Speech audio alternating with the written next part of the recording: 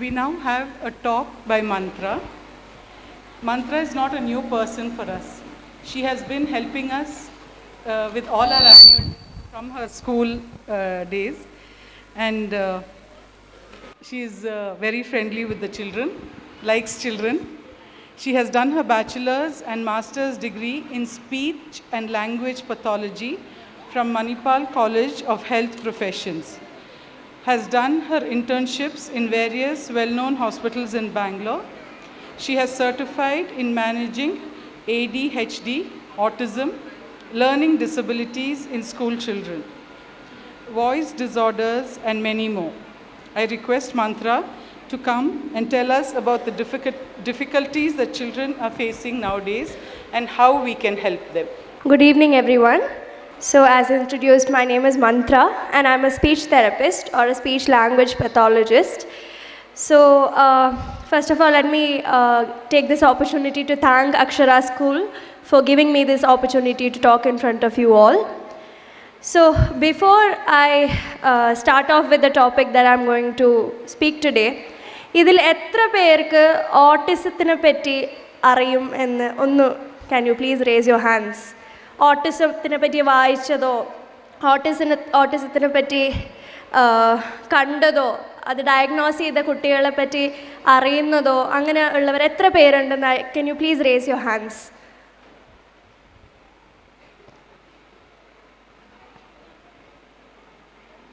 Okay,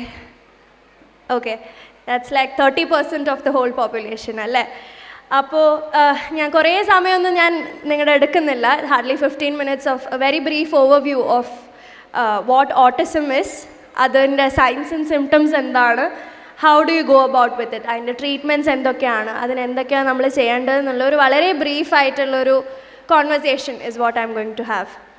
so what is autism?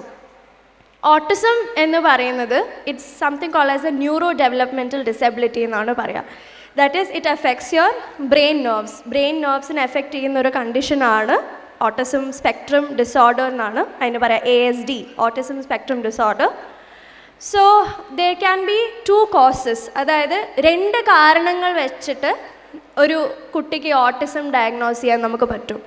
The first one is by birth, അതായത് ജനിക്കുമ്പോഴേ autism ഉള്ള കുട്ടികളായിട്ട് നമ്മൾ കാണപ്പെടുന്നതാണ്. That can be because of pregnancy complications, ഈ വളരെ ലേറ്റ് ആയിട്ടുള്ള പ്രഗ്നൻസീസ്, ട്രീറ്റ്മെൻറ്റ് ബേബീസ്, അമ്മയ്ക്ക് പ്രീവിയസ് മിസ്കാരേജസ് ഉണ്ടായിട്ടുണ്ടെങ്കിൽ. So these are the causes. By birth autism വരാൻ പറ്റിയ ഒരു കോസ് എന്ന് പറയാം. ആൻഡ് റീസെൻ്റ്ലി നമ്മൾ കണ്ടുവരുന്ന ഒരു trend which is the most scariest one is something called as a virtual autism. So ഈ virtual autism എന്താണെന്ന് വെച്ചാൽ സ്ക്രീൻ ടൈം കാരണം ഒരു നോർമലായിട്ടുള്ള ഒരു കുട്ടി ഓട്ടിസം ഡെവലപ്പ് ചെയ്യുന്ന ഒരു ട്രെൻഡാണ് നമ്മൾ ഈയിടെയായിട്ട് കണ്ടുവരുന്നത്. അതായത് up to 1 or 2 years completely normal development വന്നുകൊണ്ടിരുന്ന ഒരു കുട്ടി because of excessive screen time. Screen time എന്ന് വെച്ചാൽ എന്താണ്? I explain to you what screen time is. ഒരു കുട്ടി ഒരു ദിവസം എത്രത്തോളം സ്ക്രീനിൻ്റെ മുന്നിൽ ചെലവഴിക്കുന്നു, അതാണ് നമ്മൾ സ്ക്രീൻ ടൈം എന്ന് പറയുന്നത്. Usage of phones, usage of tablets, usage of TV, എത്രത്തോളം ഒരു കുട്ടി അതിൻ്റെ മുന്നിൽ ചെലവഴിക്കുന്നു എന്നുള്ളതാണ് സ്ക്രീൻ ടൈം എന്ന് പറയുന്നത്. ഈ ലാസ്റ്റ് 3-4 years ആയിട്ട് because of covid there was a lockdown and കുറേ കുട്ടികൾ വീട്ടിൽ തന്നെയായിരുന്നു. They didn't have the opportunity to go to schools, interact with other children.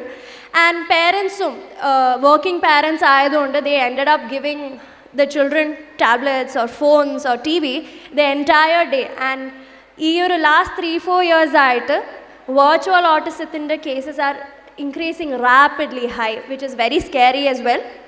So that is one of the reasons ഈയിടെയായിട്ട് autism കൂടി വരുന്നു നമ്മൾ കണ്ടത്. സോ നമുക്ക് എങ്ങനെയാണ് ഒരു കുട്ടി ഓട്ടിസം ഉണ്ടോ ഇല്ലയോ എന്ന് നമുക്ക് ഡിഫറൻഷ്യേറ്റ് ചെയ്യാൻ പറ്റുകയെന്നാണ് ഞാൻ സംസാരിക്കാൻ പോകുന്നത്. So signs and symptoms that you can notice at home, അതായത് നമുക്ക് വീട്ടിൽ നിന്ന് തന്നെ നോട്ടീസ് ചെയ്യാൻ പറ്റുന്ന ചില കാര്യങ്ങളാണ് ഇതൊക്കെ. I will explain to you what that is. First one is lack of eye contact, അതായത് കണ്ണ് നോക്കി കുട്ടി സംസാരിക്കുന്നില്ല എന്നുള്ളതാണ് one of the major complaints the parents bring about. അപ്പോൾ കണ്ണ് നോക്കി സംസാരിക്കുന്നതല്ല is one of the biggest red flags of autism. Second one is no name call response. Name call response എന്ന് പറയുന്നത് കുട്ടിയുടെ പേര് വിളിച്ചാൽ തിരിഞ്ഞു നോക്കുകയോ റെസ്പോണ്ട് ചെയ്യുകയോ ഇല്ലാത്തൊരവസ്ഥ. That is another one of the major symptoms of autism. Next one എന്ന് പറയുന്നത് സ്റ്റിയറിങ് അറ്റ് ബ്ലാങ്ക് സ്പേസസ്. അതായത് കുറേ നേരം ഒന്നും ചെയ്യാണ്ട് ഒരു മൂലയ്ക്ക് ഇങ്ങനെ സ്റ്റെയർ ചെയ്തുകൊണ്ടിരിക്കുന്ന ഒരു സിറ്റുവേഷനാണ് വരുന്നത്. നമ്മൾ വിളിച്ചാലോ തിരിഞ്ഞു നോക്കാത്ത അവസ്ഥ. And they are uninterruptedly looking at a blank space for a very long duration of time. That is one of the things that you can notice aa kuttikalil. Another one is peculiar way of playing with toys. For example, ഒരു car വെച്ചിട്ട് നമ്മൾ ഒരു normal കുട്ടി നമ്മൾ എങ്ങനെയാണ് കളിക്കുക? ഒന്നില്ലെങ്കിൽ ഓടിച്ച് കളിക്കും, അല്ലെങ്കിൽ അതിൻ്റെ സൗണ്ട് ഉണ്ടാക്കി കളിക്കും. But children with autism, they are very interested in the wheels. അതായത് വീൽസിൻ്റെ ആ ടേണിങ്ങിൻ്റെ അത് അവർക്ക് വളരെ അട്രാക്റ്റീവായിട്ട് തോന്നാറുണ്ട്. So this is just a very small example I am giving you. അവർക്ക് അവരുടേതായിട്ടുള്ളൊരു way of playing with certain toys ഉണ്ട്. ലൈക്ക് എന്താ പറയുക, they keep staring at washing machines. ഇപ്പോൾ ഒരു ഫ്രണ്ട് ലോഡ് വാഷിംഗ് മെഷീൻ ആണെങ്കിൽ you are able to see the turning of the clothes അല്ലേ. So they are very interested in ആ ഒരു circular movement. അല്ലെങ്കിൽ they are very interested in watching at the fan for a very long time. Because അത് ഇങ്ങനെ repeated ആയിട്ടുള്ള movements ഒക്കെ they find it very attractive, more than normal. ഇപ്പോൾ കുറച്ച് കാണുന്നതല്ല ഞാൻ പറയുന്നത്, for an extremely long period of time അതിങ്ങനെ നോക്കിക്കൊണ്ടിരിക്കുന്നത് is one of the red flags. Another one I would like to say is delay in speech and language skills. അതായത് for example ഒരു വയസ്സുള്ള ഒരു കുട്ടി മീനിങ് ഫുള്ളായിട്ട് അമ്മേനെ നോക്കി അമ്മ എന്ന് വിളിക്കണം എന്നാണ്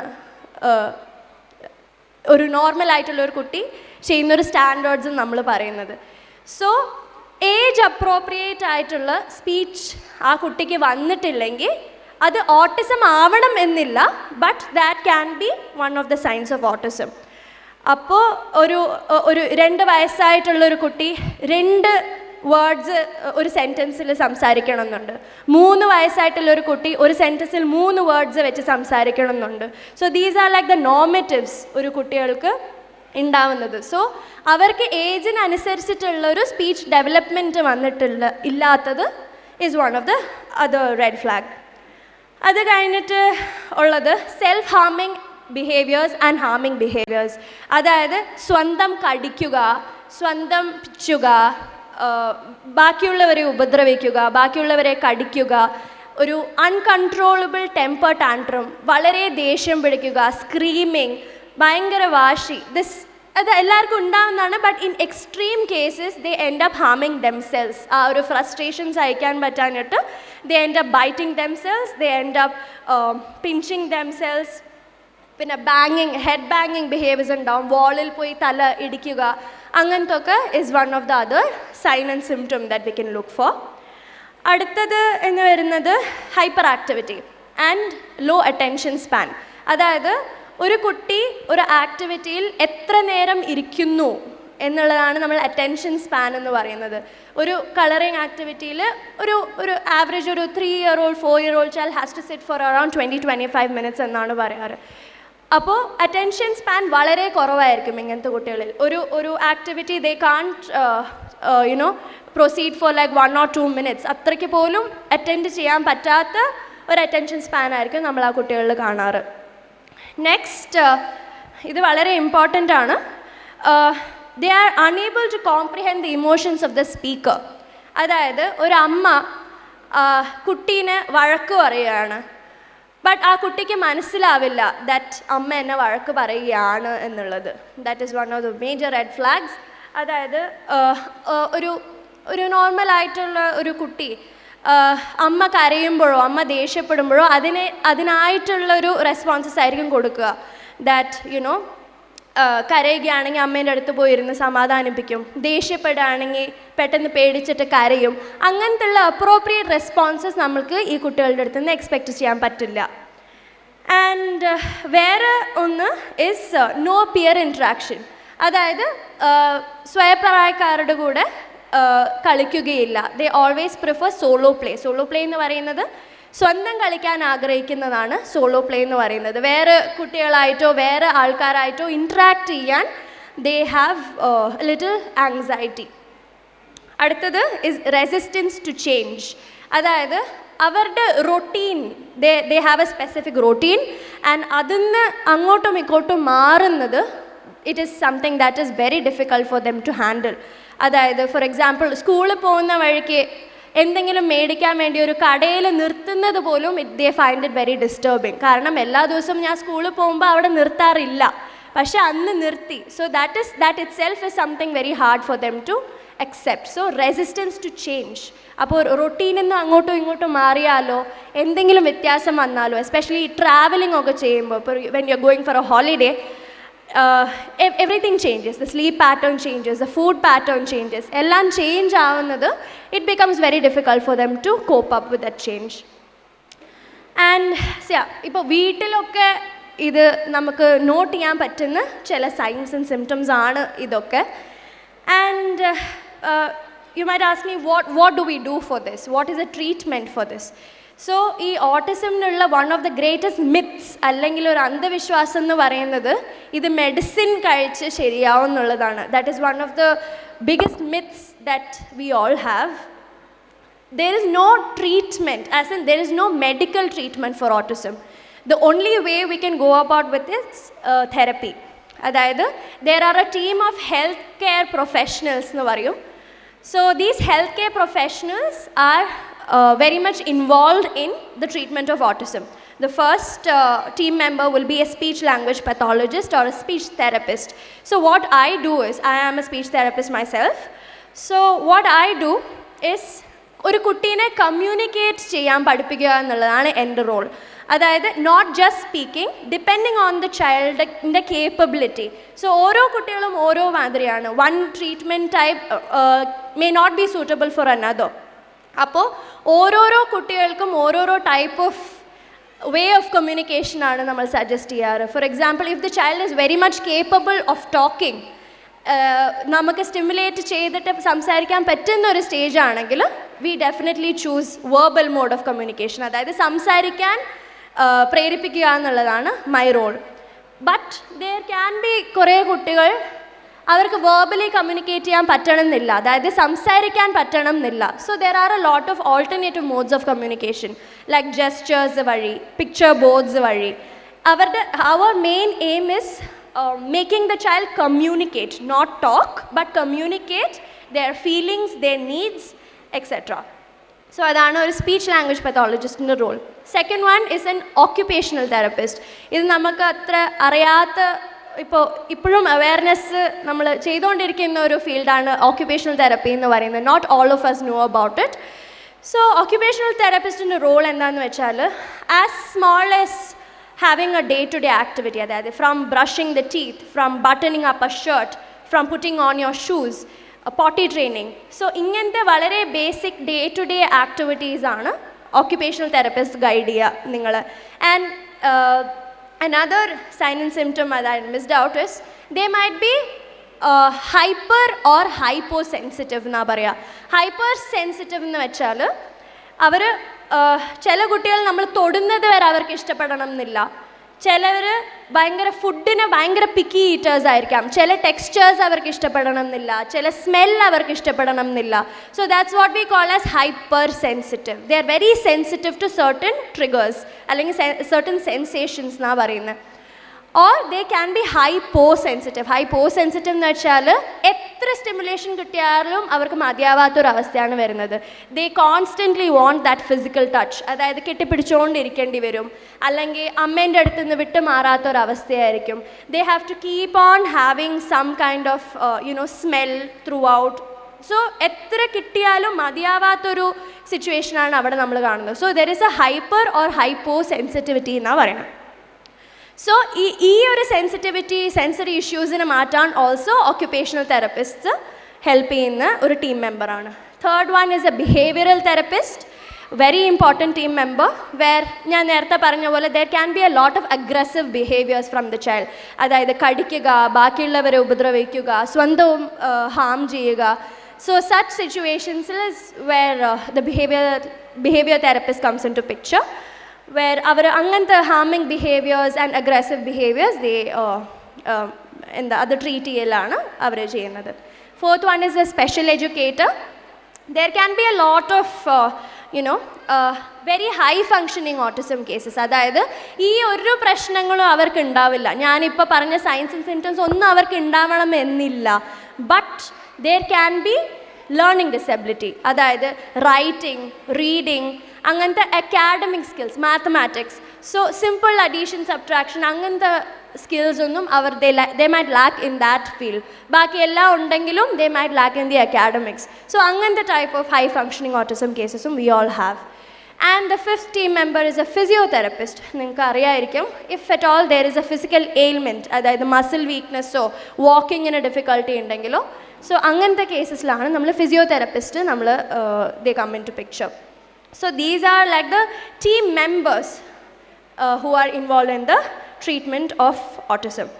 So I would like to conclude by saying that എൻ്റെ മോൻ ഓർ അല്ലെങ്കിൽ മോള് ഒരു പ്രായം കഴിയുമ്പോൾ താനേ സംസാരിച്ചോളും, ഇതൊന്നും വലിയൊരു കാര്യമല്ല, അങ്ങനത്തെ ഒരു ignorance we are seeing a lot these days. ഞാനും ചെറുപ്പത്തിൽ മെല്ലെയാണ് സംസാരിച്ചുകൊണ്ടിരുന്നത്, എൻ്റെ അച്ഛനും മെല്ലെയാണ് സംസാരിച്ചുകൊണ്ടിരുന്നത്. ഒരു 5-6 വയസ്സാവുമ്പോൾ it will automatically be fine എന്നുള്ളൊരു approach let's not do that please. Because there have been a lot of cases വളരെ ലേറ്റായിട്ട് അവർ കൊണ്ടുവന്നിട്ട് there is something called as a critical period, അതായത് 2 to 5 years of age. അതാണ് ഏറ്റവും ഒരു കുട്ടിക്ക് important ആയിട്ട് ഉള്ളൊരു പീരിയഡ് എന്നാണ് പറയുന്നത് ഫോർ ലേണിംഗ്.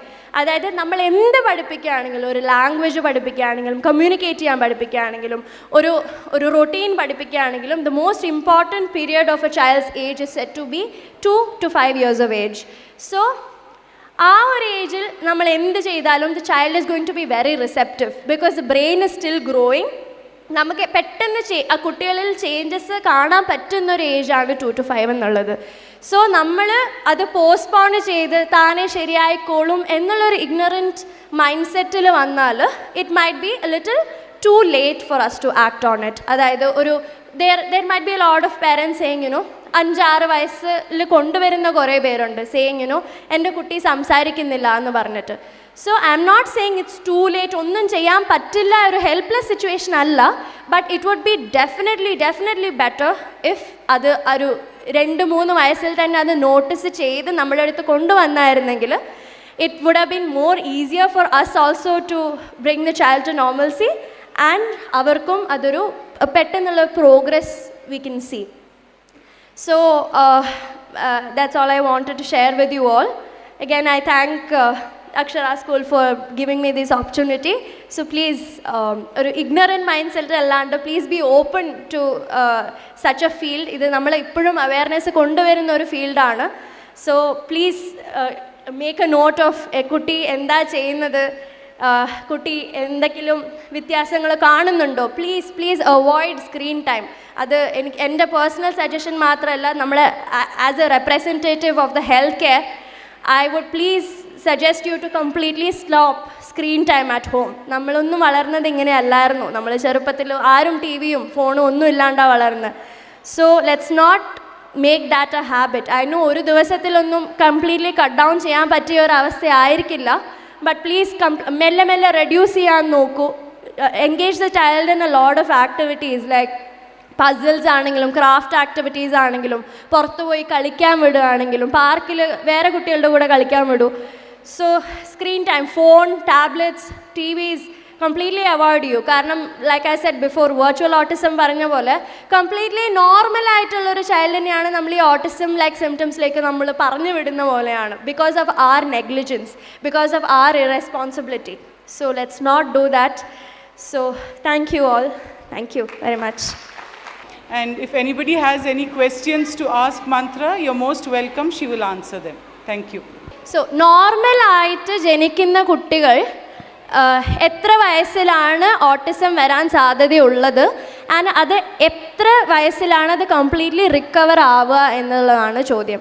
സോ നോർമലായിട്ട് ജനിച്ച് വരുന്ന കുട്ടികൾ ഓട്ടിസം ലൈക്ക് സിംറ്റംസ് ഡെവലപ്പ് ചെയ്യണമെങ്കിൽ one of the reasons like I said screen time ആണ്. സെക്കൻഡ് വൺ ഇസ് ഒരു ഫീവർ ലൈക്ക് എപ്പിസോഡ് അല്ലെങ്കിൽ സീജർ ലൈക്ക് എപ്പിസോഡ്, ഫിറ്റ്സ് പോലെ എന്തെങ്കിലും വരണം. സോ അത് കഴിഞ്ഞിട്ടാണ് ഓട്ടിസം ലൈക്ക് സിംറ്റംസ് ഡെവലപ്പ് ആവുക നോർമലായിട്ട് ജനിച്ച കുട്ടികൾ എന്ന് പറയുന്നത്. സോ ഒരു സ്പെസിഫിക് ടൈം പീരീഡ് നമുക്ക് ഡയഗ്നോസ് ചെയ്യാൻ പറ്റിയ period is 3 years of age. അതായത് നമ്മൾ ഒരു കുട്ടീനെ ഓട്ടിസം സ്പെക്ട്രം ഡിസോർഡർ ആണ് നമുക്ക് ഡയഗ്നോസ് ചെയ്യണമെങ്കിൽ മിനിമം 3 വയസ്സ് വേണം. 3 വയസ്സുണ്ടെങ്കിലേ പറ്റുള്ളൂ.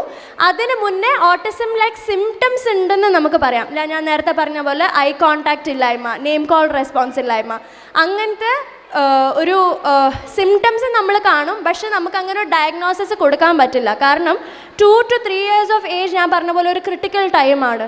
സോ നമുക്ക് തെറപ്പി കൊടുത്തിട്ട് ആ ഒരു സിംറ്റംസ് നമുക്ക് കുറച്ചൊക്കെ ഫെയ്ഡ് ഓഫ് ചെയ്യാനുള്ളൊരു ടൈം പീരീഡ് നമുക്ക് ആ ഒരു 1 year നമുക്ക് കിട്ടുന്നുണ്ട്. സോ 3 yearsലും ഇഫ് ദാറ്റ് സ്റ്റിൽ ആ ഒരു സിംറ്റംസ് പെർസിസ്റ്റ് ചെയ്യുന്നുണ്ടെങ്കിലാണ് നമുക്ക് ഡയഗ്നോസ് ചെയ്യാൻ പറ്റുള്ളൂ. ആൻഡ് ഓട്ടിസം സ്പെക്ട്രം ഡിസോർഡർ എന്ന് പറയുന്നത് ഒരു ക്യൂറബിൾ കണ്ടീഷൻ അല്ല. സോ ക്യൂറബിൾ കണ്ടീഷൻ അല്ല, കംപ്ലീറ്റ്ലി ഒരു നോർമലായിട്ട് നമുക്ക് ആ കുട്ടീനെ തിരിച്ചു കൊണ്ടുവരാൻ പറ്റില്ല. ആഫ്റ്റർ ഓൾ ദീസ് തെറപ്പീസ്, അതായത് ഞാൻ പറഞ്ഞ ഇപ്പോഴത്തെ speech therapist, occupation therapist, physiotherapist, അവരൊക്കെ പറയുന്നത് നമുക്കൊരു സെൽഫ് സഫീഷ്യൻറ്റ് കുട്ടീനെ നമുക്ക് പ്രൊഡ്യൂസ് ചെയ്യാൻ പറ്റും. അതായത് അവരവരുടെ കാര്യങ്ങൾ തന്നെ നോക്കി നടത്താൻ പറ്റിയ ഒരു പൊസിഷനിലേക്ക് നമുക്കത് കൊണ്ടുവരാൻ പറ്റും. അല്ലാണ്ട് you cannot expect the child to be as a normal child. That is a completely അത് നമുക്ക് ചെയ്യാൻ പറ്റില്ല.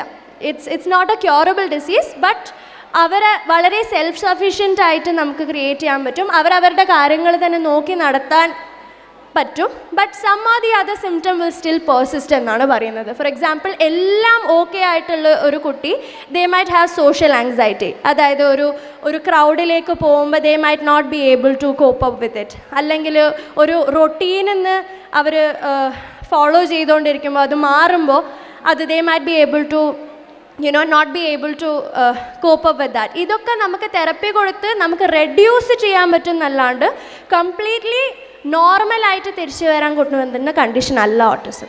ഏത് ഏജ് കഴിഞ്ഞാലാണ് ഓട്ടിസം വരില്ല എന്ന് നമുക്ക് ഉറപ്പ് പറയാൻ പറ്റുക എന്നാണ് ക്വസ്റ്റ്യൻ.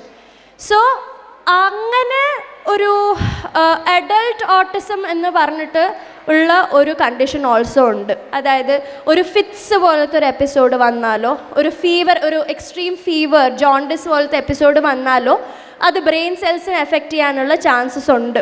മോസ്റ്റ് പ്രോബബ്ലി നമ്മൾ കണ്ടുവരുന്ന ട്രെൻഡ് ഇസ് ഒരു 2 to 5 years ഓഫ് ഏജ്. ആ ഒരു ഏജിലാണ് ഈ ചേഞ്ചസ് ഏറ്റവും പെട്ടെന്ന് നടക്കുന്നതും ബ്രെയിനിനെ ഏറ്റവും കൂടുതൽ എഫക്റ്റ് ചെയ്യുന്നതും.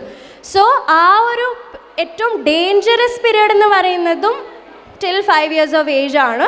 But there are rare cases wear ഒരു ടീനേജ് പ്രായം വരെ നോർമലായിട്ടുള്ള കുട്ടികളും ഇങ്ങനത്തെ ഒരു മെഡിക്കൽ കണ്ടീഷൻ കാരണം ഓട്ടിസം ലൈക്ക് സിംറ്റംസ് വന്നവരും ഉണ്ട്.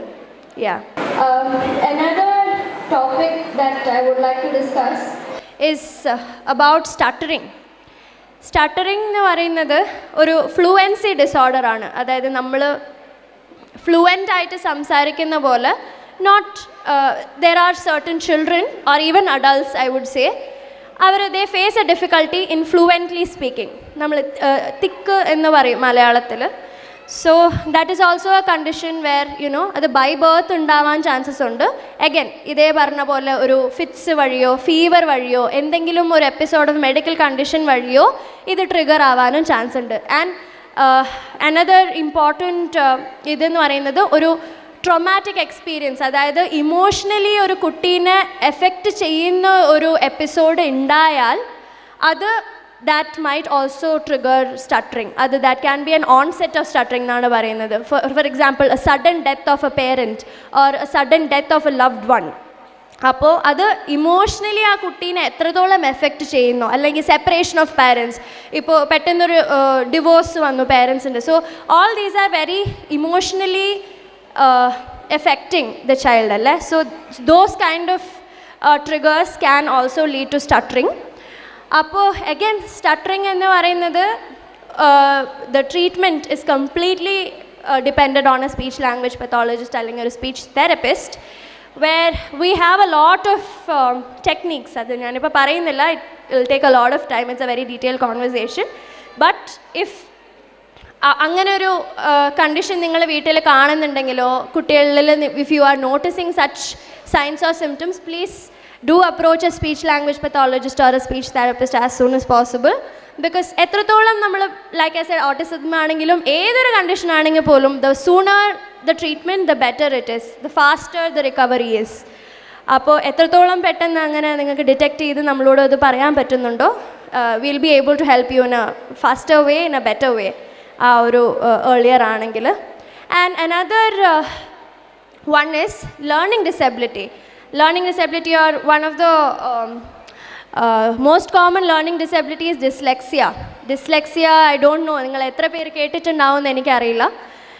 So reading and writing disability ആണ് അത്. അതായത് ഹാൻഡ് റൈറ്റിംഗ് ഡിഫിക്കൽട്ടീസ് ഉണ്ടാവും, റീഡിങ്ങിൽ ഡിഫിക്കൽട്ടീസ് ഉണ്ടാവും, ഒരു സൗണ്ടിൽ നിന്ന് വേറൊരു സൗണ്ടിലേക്ക് പോകുമ്പോൾ അത് കൂട്ടി വായിക്കാനൊരു ഡിഫിക്കൽട്ടി ഉണ്ടാവും. For example boy, BOY boy, അവർക്കത് ലെറ്റേഴ്സ് അറിയായിരിക്കാം, ബട്ട് അത് ബോയ് ആണെന്ന് കൂട്ടി വായിക്കാൻ they will find it difficult. So അങ്ങനത്തെ ഒരു കണ്ടീഷനാണ് ഡിസ്ലെക്സിയ എന്ന് പറയുന്നത്. It can be reading difficulty or writing difficulty also. So writing ഡിഫിക്കൽട്ടിയിൽ വരുന്നത് there are a lot. There is like dysgraphia, agraphia, അങ്ങനത്തെ കുറേ ടേംസ് ഉണ്ട്. സോ ബേസിക്കലി എന്താണ് ഫൈൻ മോട്ടോർ സ്കിൽസ് ഉണ്ടാവില്ല. അത് fine motor skills is basically നമ്മൾ pencil grip, നമ്മൾ പെൻസിൽ എങ്ങനെ പിടിക്കുക, അത് എങ്ങനെ ഹോൾഡ് ചെയ്യുക, അതെങ്ങനെ എഴുതുക. So all these are fine motor skills എന്നാണ് അതിന് പറയുക. സോ അത് ലാക്ക് ചെയ്തിട്ടുള്ള കുട്ടികൾ they can find it very difficult to write. ഒരു സൗണ്ടിൽ നിന്ന് വേറെ സൗണ്ടിലേക്ക് കേട്ടിട്ട് എഴുതുക, that can be difficult. For example boy എന്നവർ കേൾക്കുകയാണെങ്കിൽ അത് ദേ ഹാവ് ടു എന്താ പറയുക, അത് സെപ്പറേറ്റഡ് ലൈക്ക് BOY. സോ അങ്ങനെ സെപ്പറേറ്റ് ചെയ്താണ് നമ്മൾ ഈ ഫോണിക്സ് വെച്ചിട്ടാണ് നമ്മൾ എഴുതുന്നതും വായിക്കുന്നതും ഒക്കെ. സോ അത് കോംപ്രിഹെൻഡ് ചെയ്യാനും അത് അണ്ടർസ്റ്റാൻഡ് ചെയ്യാനും they might find it very difficult. പിന്നെ അതേപോലെ DB difference, that is one of the most common signs and symptom that will look for. അതായത് ഡീന് പകരം B എഴുതുക, ബീന് പകരം D എഴുതുക, ഇറ്റ് ബിക്കംസ് ഉൾട്ട. സോ അങ്ങനത്തെ കുറേ സയൻസ് നമുക്ക് കാണാം. സോ ഇതൊക്കെ നമ്മൾ ഒരു കുട്ടീനെ നോട്ട്ബുക്ക് എടുത്താൽ നമുക്ക് അനലൈസ് ചെയ്യാവുന്നതേ ഉള്ളൂ. അത് അവർ കറക്റ്റായിട്ടാണോ എഴുതുന്നത്, അവർ ലെഫ്റ്റ് ടു റൈറ്റ് ആണോ എഴുതുന്നത്, ആ ഒരു അലൈൻമെൻറ്റിലാണോ എഴുതുന്നത്, how is their handwriting, is it very legible, വളരെ ഷാബി ആയിട്ടുള്ള ഹാൻഡ് റൈറ്റിംഗ് ആണോ. സോ ഇതൊക്കെ ഒരു റൈറ്റിംഗ് സാമ്പിളിൽ തന്നെ നമുക്ക് അനലൈസ് ചെയ്യാൻ പറ്റിയ ഒരു കാര്യമാണ്. പ്ലീസ് അതൊക്കെ I think it's very important for a parent to analyze all of that. Even teachers ആണെങ്കിലും parent ആണെങ്കിലും നമ്മൾ കുട്ടീൻ്റെ നോട്ട്ബുക്ക് നോക്കുക, how they are writing, spelling mistakes ഉണ്ടോ. സ്പെല്ലിംഗ് മിസ്റ്റേക്സ് ഒക്കെ ചെറിയ പ്രായത്തിൽ it's very common, but how severe it is, that is very important. We thank Mantra for enlightening us, and I hope she has some courses for teachers too, so we also can learn how to help children with these difficulties. So thank you once again. ഏതെങ്കിലും ഒരു ദിവസം if every one is interested, parents interested ആണെങ്കിലോ എന്തെങ്കിലും if you need like A talk or in detail എന്തെങ്കിലും അറിയണമെന്ന് ആഗ്രഹം ഉണ്ടെങ്കിൽ we can setup like an online discussion platform, ഒരു സൂം മീറ്റിംഗ് പോലെ എന്തെങ്കിലും we can arrange and we can have like an open discussion about what ever questions you have. And അത് please let Har no. അങ്ങനെ ഒരു interest ഉണ്ടെങ്കിൽ ഇനി Saturday എനിക്ക് work ഇല്ലാത്ത ദിവസമാണ്, so any day I can have like an open discussion with you all, or ഒരു എന്തെങ്കിലും സ്പെസിഫിക് ടോപ്പിക്കിൽ if you need like more information or more awareness ഇങ്ങനത്തെ ഒരു രീതിയിൽ I can definitely prepare and come for you all. And എന്തെങ്കിലും questions ഉണ്ടെങ്കിലും please feel free to ask. Thank you so much, and out of love we would like to give you a small gift.